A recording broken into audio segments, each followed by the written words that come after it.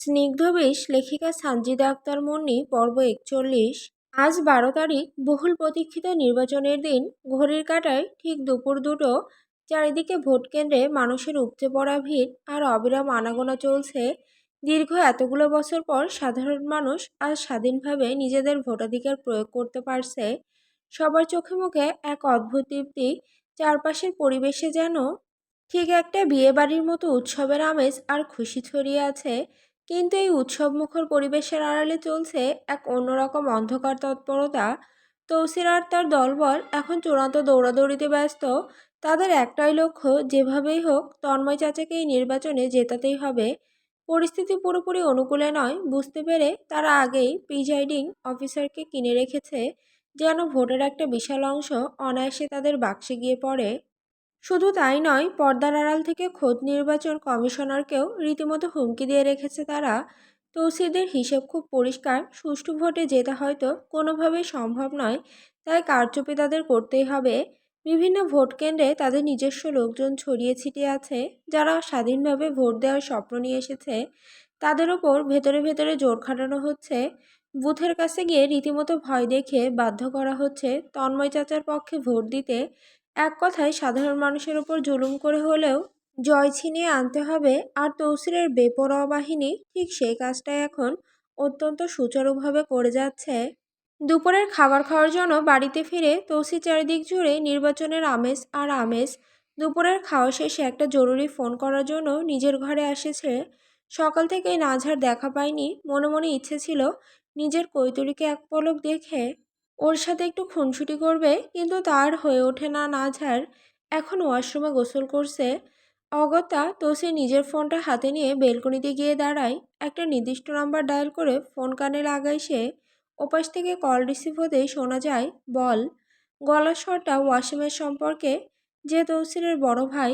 হ্যাঁ, ওয়াসিম তৌসিরের বড় ভাই। বলে রাখি এখানে, তাদের নিজেদের মধ্যে কথোপকথনের জন্য তারা পুরোপুরি তামিল ভাষা ব্যবহার করছে, যাতে কেউ আড়ি পাতলেও কিছু বুঝতে না পারে। ওয়াসিমের গলা শুনে তৌসির তীক্ষ্ণ স্বরে বলে ওঠে, নির্বাচন তো শেষের দিকে, শেষ হলেই আমার গুজরাটে যাওয়ার কথা। ওরা আমাকে বলেছে তোকে বের করে আনতে। এখন বল কি করব। কথাটা শুনে ওয়াসিম শব্দ করে হেসে ওঠে, তাচ্ছিল্যের সুরে বলে, আয় তাহলে চা নাস্তা করে যা। এই কথায় রাগে ফুঁসে ওঠে তৌসির চাপা আক্রোশ নিয়ে। ও বলে, তোর সাথে এখানে সাওয়া বকতে ফোন দিইনি আমি। সোজা কথায় বল কি করব। আসবো। আসলে আমাদের সব ভাইদের একসাথে সামিল করতে হবে, তারপর একজোট হয়ে লড়তে হবে ওদের সাথে। একটা নিরেট প্ল্যান দরকার আমাদের। আমি ইন্ডিয়াতে পা রাখার সাথে সাথেই কিন্তু ওরা তাণ্ডব শুরু করে দেবে। তুই তো ভালো করেই জানিস পুরো দেশের সিসিটিভির অ্যাক্সেস ওদের হাতে। অন্য প্রান্তে ওয়াসিম মদের গ্লাসে চুমুক দিতে দিতে নির্বিকার গলায় বলে, আয় যত দ্রুত সম্ভব আয়, খেলাটা এবার শেষ করি। তবে সাবধান, শিকদাররা যেন কোনোভাবে গুণাক্ষরেও টের না পাই যে আমি তোকে চিনি বা আমরা ভাইরা একে অপরের সাথে যোগাযোগ রাখছি। ওদের এক একজনকে কুপিয়ে ছিঁড়ে খাওয়ার জন্য আমি একাই যথেষ্ট। শুধু তোদের জন্য অপেক্ষা করছি বলে এখনো নিজেকে সামলে রেখেছি।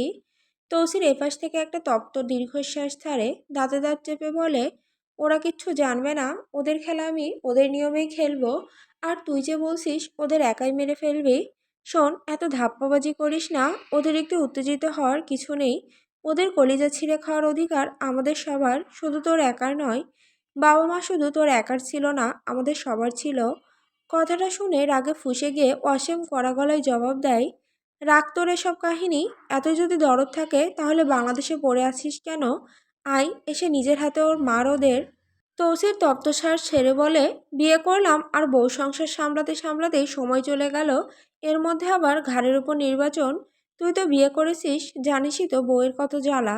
ওপাশ থেকে ওয়াসিম হো হো করে হেসে ওঠে, আমার কোনো জ্বালা নেই। আমি তো আমার বউকে বউ বলেই মানি না।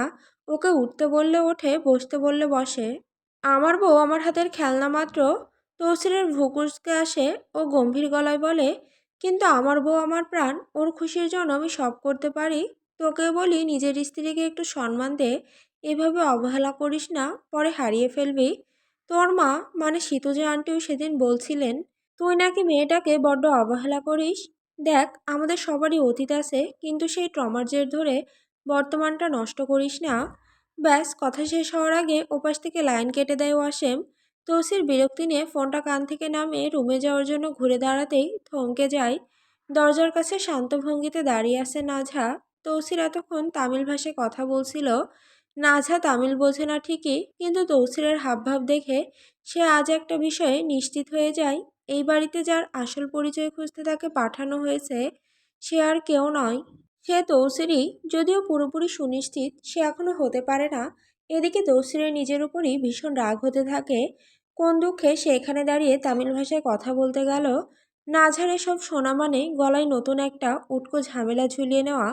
তৌসির ধীর পায়ে নাঝার সামনে এসে দাঁড়ায়। নাঝা মুখ তুলে তৌসিরের চোখের দিকে স্থির দৃষ্টিতে তাকিয়ে সরাসরি প্রশ্ন করে, আপনি তামিল ভাষায় কার সঙ্গে কি কথা বলছিলেন? প্রশ্নটা শুনে তৌসিরের চোয়াল শক্ত হয়ে আসে। রাগটা চেপে রেখে এক পলক নাঝার দিকে তাকিয়ে কটাক্ষের সুরে বলে, কেন?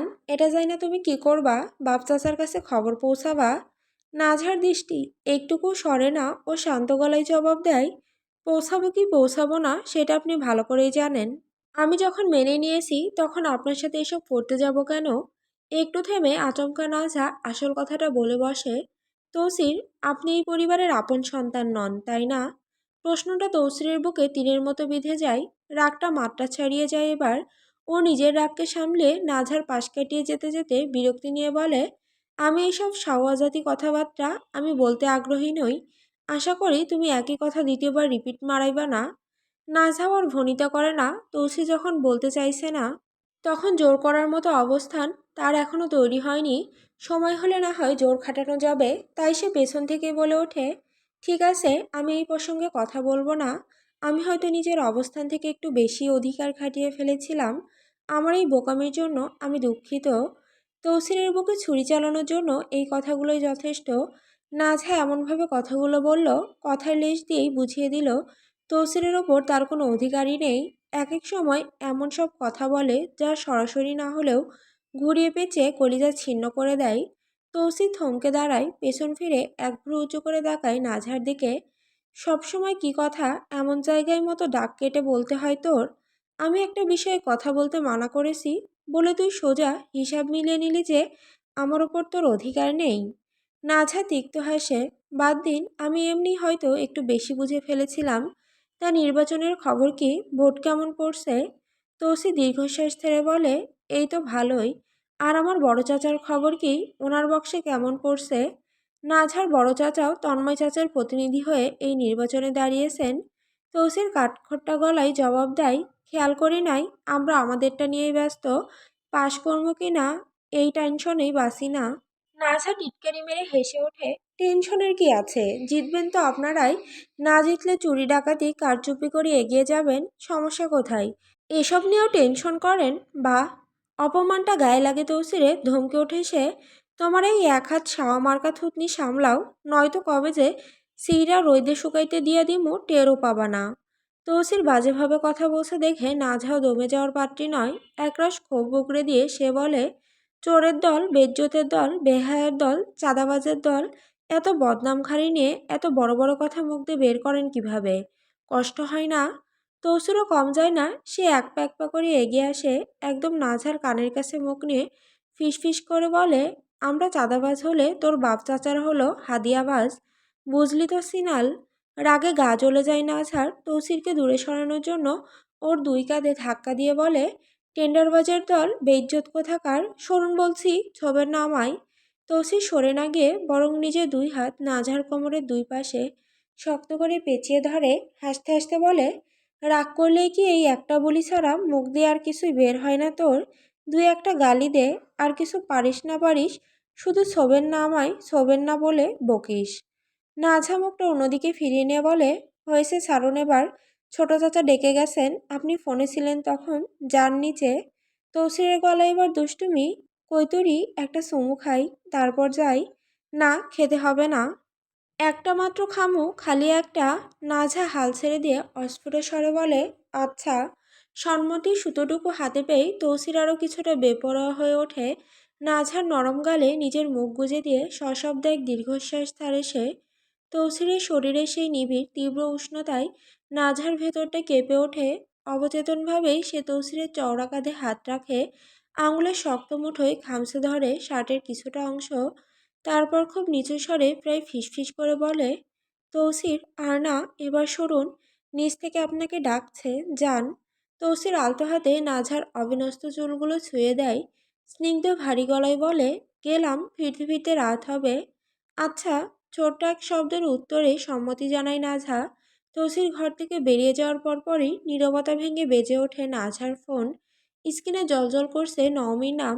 কলটা ধরার বিন্দুমাত্র ইচ্ছা তার নেই, তবুও একরাশ বিরক্তি চেপে ভারী পায়ে এগিয়ে যায়। বিছানা থেকে ফোনটা তুলে কানে ধরতেই ওপাশ থেকে নওমীর গম্ভীর থমথমে স্বর ভেসে আসে, কেমন আছিস? নাঝা ঠোঁটের কোণে এক চিলতে প্রাণবন্ত হাসি টেনে আনে। বেশ উচ্ছ্বসিত সাবলীল গলায় বলে, জি আলহামদুলিল্লাহ, ভীষণ ভালো আছি। তোমরা কেমন আছো? ওপাশে নওমী রীতিমতো হতবাক। আগে ফোন করলেই নাঝা কান্নাকাটি জুড়ে দিত, নয়তো অভিমানী গলায় হাজারটা অভিযোগ করত। কিন্তু আজ তার কণ্ঠে এ কেমন সুর? নওমী নিজেকে সামলে নিয়ে তীক্ষ্ণ হিসেবি গলায় জানতে চান, কোনো আপডেট পেলি? তামিল থেকে কে এসেছে জানতে পেরেছিস? সময় কিন্তু খুব কম, যদি না পারিস ওরা কি করবে তা তো জানিসই। নাঝা মুহূর্তকাল একেবারে নিশ্চুপ থাকে, তারপর ধীর অথচ অনড় গলায় বলে, না আমি জানতে পারিনি, আর হয়তো পারবও না। এসব আর আমার দ্বারা সম্ভব নয়। কথাটা শুনে নওমী যেন রাগে ফেটে পড়েন। কর্কশ গলায় হিস হিস করে ওঠেন, ডানা গজিয়েছে তোমার? সেই ডানা ছেটে তোমার হাতে ধরিয়ে দেব। তুমি সংসারে মন দিচ্ছ? মনে রেখো, ওর সাথে কখনোই তোমার কোনো সংসার হবে না, আমি হতে দেব না। নাঝার জল শক্ত হয়ে আসে, দাঁতে দাঁত চেপে সে স্পষ্টভাবে উচ্চারণ করে, যা করার করে নাও। আমি যখন বলেছি তৌসিরের সংসার করব, তার মানে আমি করব। সোজা কথা, এর মধ্যে কোনো প্যাচ নেই। আমি সংসার করব, এটাই আমার শেষ সিদ্ধান্ত। যা পারো করে নাও। কথাগুলো ছুড়ে দিয়ে খট করে লাইনটা কেটে দেয় সে। অথচ তৌসির আসলে নিচতলায় যায়নি। দরজা পেরোনোর সময় ফোনের রিংটোন শুনে সে দরজার আড়ালে থমকে দাঁড়িয়েছিল। তার বুকে একটা চাপা শীতল ভয় ছিল, নাঝা হয়তো তামিলনাড়ুর সেই গোপন কথাটা আজ ফাঁস করে দেবে। কিন্তু না, নাঝা কিচ্ছু বলেনি। নাঝা সত্যি নিজেকে বদলে ফেলেছে। সে মন থেকে তৌসিরের সাথে এই জীবনটা কাটাতে চায়, এই সংসারটা আপন করে নিতে চায়। দরজার ওপাশে দাঁড়িয়ে তৌসিরের ভেতরটা এক অদ্ভুত অচেনা আনন্দে প্লাবিত হয়। এই প্রাপ্তির গভীরতা এমন যে নিজে আস্বাদন না করলে কেউ তা উপলব্ধি করতে পারবে না।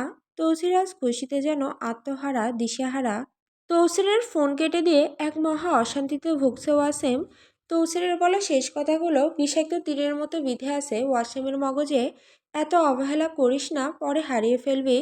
কথাটা বাতাসের ঝাপটার মতো বারবার ফিরে আসছে, আর ওয়াসিমকে কেমন অপরাধবোধে বিদ্ধ করছে। অবহেলা করার অনুশোচনা কি সে সত্যি অনুভব করছে, নাকি তৃষ্ণাকে হারানোর ভয়টা এখন তার রন্ধে রন্ধে ঢুকে গেছে? কে জানে। অসীম কারখানায় দাঁড়িয়ে আছে। তার কারখানায় তপ্ত পরিবেশে আজ বড় এক অস্ত্রের চালানের প্রস্তুতি চলছে। গুজরাট থেকে করাচি যাবে এই মরণাস্ত্রের স্তূপ। অসীম নিজেই কাজগুলো তদারকি করছিল, কিন্তু আজ তার সেই চিরচেনা মনোযোগ কোথায় একটা হারিয়ে গেছে। অবচেতন মন বারবার ছুটে যাচ্ছে বাড়ির দিকে, তৃষ্ণার কাছে। মনের এক কোণে জেদ, আর অন্য কোণে তৃষ্ণার ওই মায়ামাখা মুখটার প্রতি এক আলাদা টান। অসীম বুঝতে পারছে না কি করবে সে। কি হয়ে গেল তার এই হঠাৎ? সে আর থাকতে পারল না। তার নিজের যাওয়ার কথা ছিল বর্ডার অবধি, কিন্তু অর্ডারটা রেডি করে নিকের কাঁধে দায়িত্ব সঁপে দিয়ে সে একরকম পালিয়ে চলে এলো বাড়িতে। স্রেফ একটাবার তৃষ্ণাকে নিজের চোখের সামনে দেখার তৃষ্ণায়। বাড়িতে এসে ঘরে প্রবেশ করে, কিন্তু তৃষ্ণার দেখা পায় না। তৃষ্ণা তো সচরাচর রান্নাঘরের দেওয়ালের আড়ালে নিজেকে লুকিয়ে রাখতে অভ্যস্ত। ওয়াসিম ঘরে থাকলে তো কথাই নেই, সে সময়তেও ও এক অদৃশ্য ছায়া হয়ে যায়। ওয়াসিমের প্রয়োজনীয় সব গুছিয়ে দিয়ে তৃষ্ণা উধাও হয়ে যায় নিঃশব্দে। ঘামে শরীরটা চটচট করছে, সাথে মগজের ভেতর তৌসিরের কথা সে স্বস্তিকর গরম। লুঙ্গি আর তোয়ালে নিয়ে বাথরুমে ঢুকে ঠান্ডা পানির নিচে দাঁড়ায় ওয়াসিম। শরীরের ক্লান্তি ধুয়ে গেলেও মনের অস্থিরতা কোনো মতেই শান্ত হতে চাইছে না। যতক্ষণ না ওই মুখটা দেখছে ততক্ষণ এই জ্বালা মিটবে না।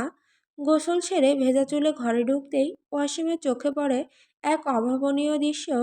তৃষ্ণা সোফায় বসে আছে। সচরাচর যা হওয়ার কথা ছিল না, তাই আজ হয়েছে। তৃষ্ণা তাকে ঘরে রেখেও সোফায় বসে আছে মানে এখনও সে ওয়াসিমের উপস্থিতি টের পায়নি। ওয়াসিম এক নজর তাকায় তার দিকে। তৃষ্ণার চোখ দুটো কেমন ঘোলাটে, ভেজা ভেজা লাগছে, ঠোঁট দুটো শুকিয়ে কাঠ হয়ে গেছে। তৃষ্ণার চেহারায় এক চরম ফ্যাকাশে ভাব দেখা যাচ্ছে। তাকে দেখে মনে হচ্ছে অসীমের যে কোনো এক ঝড়ের কবলে পড়া ক্লান্ত পাখি। তৃষ্ণা ঠিকমতো সোজা হয়ে বসে থাকার শক্তিটুকু পাচ্ছিল না। শরীরের ভেতরটা আগুনে চুল্লি হয়ে গেছে, জ্বরে গা পুড়ে যাচ্ছে, সেই সাথে অসহ্য বমি ভাব আর পেটের ভেতর এক অদ্ভুত মোচড়ানি। মাথাটা ঝিমঝিম করছে, চোখের সামনে সব তার ঝাপসা হয়ে আসছে। কিন্তু অসীমের উপস্থিতি টের পেতেই সে তার সবটুকু জড়তার অসুস্থতাকে একপাশে ঠেলে দিয়ে এক লাফে উঠে দাঁড়ায়। শরীর টলমল করলেও সে নিজেকে সামলে নেয়। অপরাধবোধ মেশানো কণ্ঠে থমকে থমকে জিজ্ঞেস করে, আমি দেখিনি আপনি এসেছেন। আ ভাত নিয়ে আসবো?" ওয়াসিম কোনো জবাব দেয় না, শুধু তার ওই ক্লান্ত আর অসুস্থ মুখটার দিকে অপলক তাকিয়ে থেকে ভেজা চুল মুছতে মুছতে ধীর পায়ে তৃষ্ণার দিকে এগিয়ে আসে ওয়াসিম। আর চোখে তাকে তীক্ষ্ণভাবে পরখ করে আচমকা প্রশ্ন ছুড়ে দেয়, "ভাত তো খাবো, কিন্তু আগে বল তুই কি অসুস্থ?" ওয়াসিমের মুখে এমন উদ্বেগ দেখে তৃষ্ণার আকাশ থেকে পড়ে। ওয়াসিম তার সুস্থতা নিয়ে ভাবছে, এও কি সম্ভব? বিস্ময় লুকিয়ে মাথা নিচু করে সে আমতা আমতা করে জবাব দেয়, "না, একটু মাথা ধরেছিল। আচ্ছা, আমি ভাত নিয়ে আসছি।" কথাটুকু শেষ করে দরজার দিকে পা বাড়ায় তৃষ্ণা। কিন্তু শরীরটা আজ তার বশে নেই। জ্বরের ঘরে একটা জরাজীর্ণ টুলের মতো থরথর করে কাঁপছে তার অবয়ব। মাথাটা পাথরের মতো ভারী হয়ে গেছে। শুধু মনের জোরে, অবচেতন মস্তিষ্কের তাগিদে সে পা ফেলছে। চারপাশের পৃথিবীটা ক্রমশ ঘোলাটে হয়ে আসছে। চোখের সামনে গাঢ় অন্ধকারের পর্দা নেমে আসছে। শরীর আর এক কদম ফেলারও অনুমতি দিচ্ছে না তাকে। হঠাৎ ভারসাম্য হারিয়ে সশব্দে দরজার চৌকাঠের কাছে লুটিয়ে পড়ে তৃষ্ণা। চোখের সামনে দৃশ্যটা দেখে ওয়াসিমের বুকের ভেতরটা স্যাঁত করে ওঠে।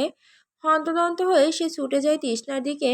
মেঝেতে পড়ে থাকা তৃষ্ণা এখনো প্রাণপণ চেষ্টা করছে দুই হাতে ভর দিয়ে উঠে দাঁড়াতে, কিন্তু দুর্বল শরীরটা বারবার হার মানছে। ওয়াসিম দ্রুত পাশে হাঁটু গেড়ে বসে তাকে টেনে তুলে বসায়। তৃষ্ণার চোখ মুখে তখন রাজ্যের আতঙ্ক। তার একটাই ভয়, এমন অদ্ভুত আচরণের জন্য পড়ে যাওয়ার অপরাধে ওয়াসিম হয়তো এখনই তাকে প্রচণ্ড মারবে। ভয়ে তার চোখ বুজে আসতে চায়, শরীর গুটিয়ে যায়। ওয়াসিম অস্থির হয়ে তৃষ্ণার গালে মৃদু চাপড় দিতে দিতে বলে, "এই, কি হয়েছে তোর? কথা বল, কি হয়েছে?" কথা বলতে বলতেই তৃষ্ণার কপালার গলায় হাত ছুঁয়ে দেয় ওয়াসিম, আর পরক্ষণেই ছ্যাঁকা খেয়ে হাত সরিয়ে নেয়। জ্বরে গা একেবারে পুড়ে যাচ্ছে তৃষ্ণার, অথচ তৃষ্ণা তা বলল কিনা শুধু তার মাথা ধরেছে। ওয়াসিম তৃষ্ণার গলায় এক হাত আর গালে আর এক হাত রেখে ব্যাকুল কণ্ঠে বলে ওঠে, "পাগল, জানোয়ার, বেহায়া একটা শালি জানোয়ার, তুই তো বললি তোর শুধু মাথা ঘোরাচ্ছে, কিন্তু তোর শরীর তো জ্বরে খা খা করছে। আমাকে আগে বলিসনি কেন?" এখন ঘোরের মাঝে, জ্বরের ঘোরে তার কণ্ঠস্বর শোনায় একদম নিস্তেজ, কিন্তু তাতে লুকিয়ে থাকে পাহাড় সম অভিমান আর ক্ষোভ। "আপনি তো চানই আমি মরে যাই, তাহলে আপনাকে বলে কি করব? আমি মরে গেলে তো আপনি এতে আরো খুশিই হতেন।" কথাটা শেষ করে সে আর কিছু বলতে যায়, কিন্তু তার আগেই এক অকল্পনীয় ঘটনা ঘটে যায়।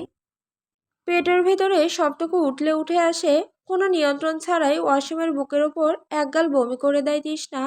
এক নাগাড়ে পিচ্ছিল দুর্গন্ধযুক্ত বমিতে ওয়াসিমের শার্ট পুরোপুরি ভিজে একাকার হয়ে যায়। হাঁপিয়ে ওঠে তৃষ্ণা। বমি করার পর তার প্রথম অনুভূতি ক্লান্তি নয়, বরং এক ভয়াবহ আতঙ্ক। ভয়ে সে একেবারে কুঁকড়ে যায়। এই ভুলের জন্য ওয়াসিম আজ তাকে মেরেই ফেলবে। থরথর করে কাঁপতে কাঁপতে ভাঙা গলায় তৃষ্ণা উচ্চারণ করে, "আ আ আমি ইচ্ছে করে করিনি, আমাকে মাফ করে দিন, আমাকে মারবেন না, আমি সত্যিই ইচ্ছে করে করিনি।"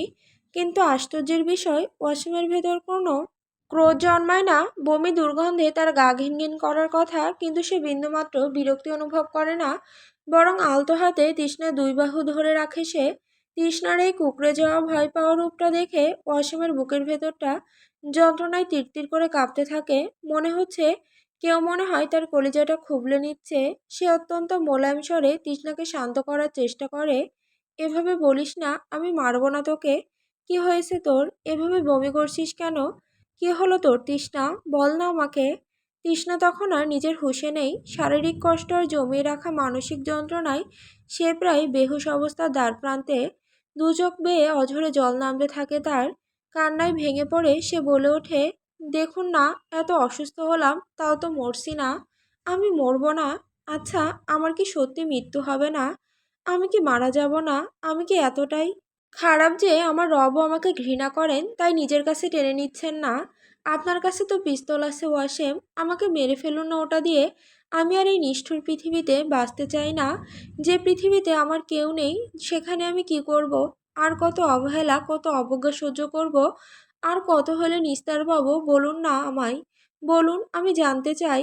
কথাগুলো বলতে বলতে হু হু করে কেঁদে ওঠে তৃষ্ণা। এক প্রকার সম্পূর্ণ বেহুশ হয়ে যায় সে। তার এই হৃদয় বিদারক আক্ষেপ শুনে অসীমের বুকটা বড্ড বেশি কাঁপতে থাকে। সবকিছু এলোমেলো হয়ে যাচ্ছে অসীমের। একটা মানুষ কতটা যন্ত্রণায় দগ্ধ হলে এত তীব্র আফসোসের সাথে নিজের মৃত্যু কামনা করতে পারে। অসীম বুঝতে পারে এই করুণ পরিণতির জন্য সে নিজেই দায়ী। দিনের পর দিন তার করা নিষ্ঠুর আচরণের পর তৃষ্ণার এমন কথা একেবারেই বেমানান নয়।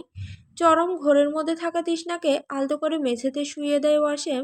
দ্রুত নিজের গায়ে বমি মাখা শার্টটা খুলে একপাশে সরিয়ে রাখে। কিন্তু শার্ট রেখে আবার যখন সে তৃষ্ণার দিকে ঘোরে, আতঙ্কে ওয়াসেমের চোখের মনি স্থির হয়ে যায়। তৃষ্ণার ফ্যাকাশে নাক আর মুখ দিয়ে অনবরত লাল রক্ত গড়াচ্ছে। মেয়েটা একেবারে নিস্তেজ হয়ে পড়েছে।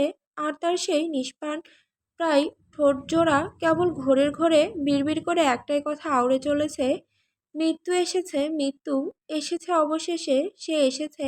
আমার ডাক পড়েছে, আমি মুক্তি পেতে চললাম। মৃত্যু এসেছে, এসেছে। চোখের সামনে দৃশ্যটা ওয়াসিমের মগজকে যেন মুহূর্তে অসাড় করে দেয়। এসব কি হচ্ছে? তৃষ্ণার ফ্যাকাশে নাক মুখ বেয়ে ওভাবে অবিরাম রক্ত কেন ঝরছে? এত রক্ত, এত তাজা রক্ত একটা মানুষের শরীরে থাকে কি করে? ওয়াসিমের বুকের খাঁচাটা মনে হয় তীব্র এক যন্ত্রণায় চুরমার হয়ে যাচ্ছে।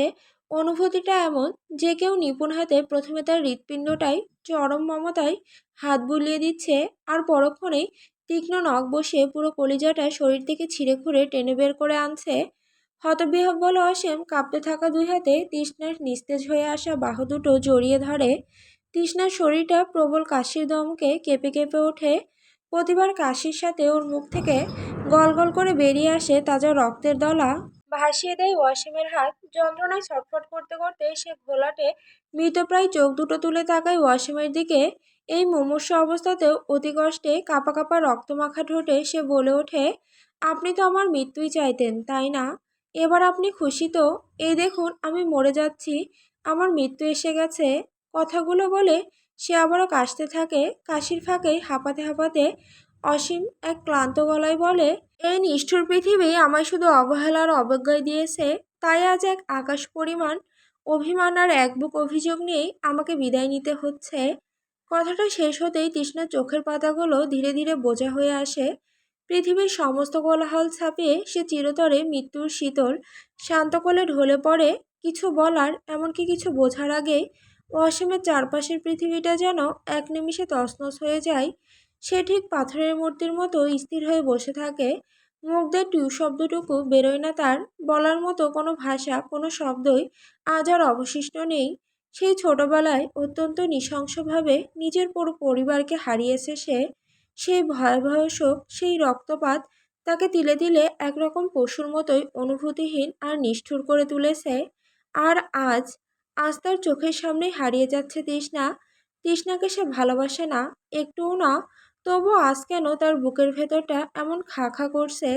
কেন মনে হচ্ছে তার বেঁচে থাকার চাকাটা বুঝি আবারও থমকে গেল? তৃষ্ণা তাকে আক্ষরিক অর্থেই আজীবনের জন্য এক ভয়ঙ্কর তৃষ্ণায় ভাসিয়ে দিয়ে চলে যায়।